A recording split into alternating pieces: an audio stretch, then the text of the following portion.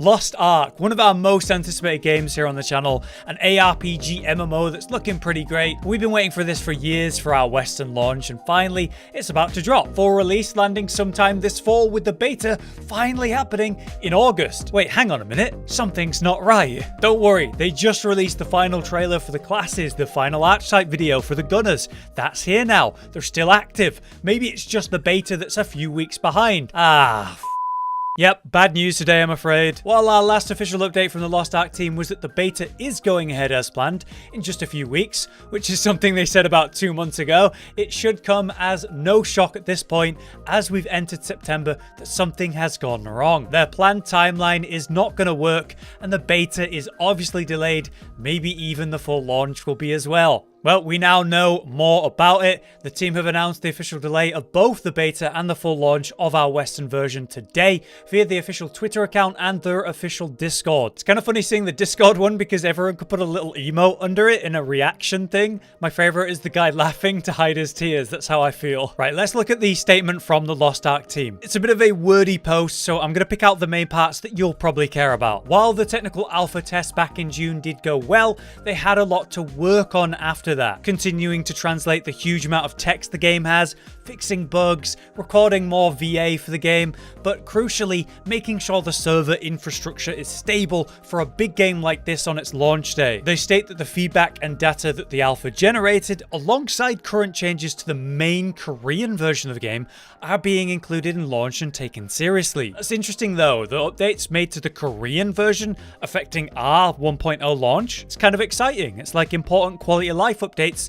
that we might not have to wait for, I imagine. As it turned out though, these things are taking longer than they expected, and also of course adding to their workload. Basically, they need more time. They want to make sure the launch is as smooth as it can be and correctly represents the game as it should be, meaning they have delayed the game's launch to early 2022. Yeah, no month or, I don't know, season release, just a statement of early 2022. Alright, so it's probably time for me to say it. This is a good thing. I know it really sucks, and I'd much rather it just be ready to go as scheduled, but it simply isn't. So between a choice of a broken shamble of a launch that probably has like server issues, bugs, translation errors, or even missing dialogue, I'd rather the finished and complete product. It just means we have to wait for it. We've been waiting a long time already. I'm sure we can handle a little bit longer. And let's not forget that there are people behind this massive task that have lives. They're people. I have no doubt that they're already working hard and overtime as is, so this extra time